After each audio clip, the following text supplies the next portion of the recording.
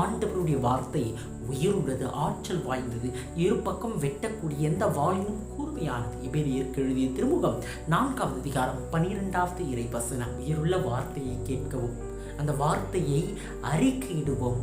நாம் ஒவ்வொருவருமே நம்முடைய திருமுழுக்கின் வழியாக அழைப்பு பெற்றிருக்கின்றோம்.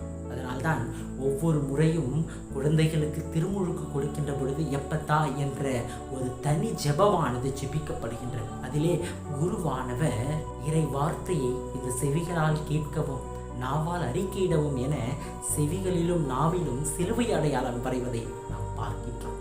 ஆக இன்றைக்கு இந்த அழைப்பானது நமக்கு ஏற்கனவே கொடுக்கப்பட்டிருக்கின்றது. நம்முடைய செவிகளும் நாவும் இறை வார்த்தையை கேட்பதற்கும் பறைசாற்றுவதற்கும் திறக்கப்படு என்று ஏற்கனவே சொல்லப்பட்டிருக்கின்றது. ஆனால் இன்றைக்கு இந்த உலக வாழ்வில் இவை அனைத்தும் மூடப்பட்டிருப்பதாக இருக்கின்றது. இவை அனைத்தும் திறக்கப்பட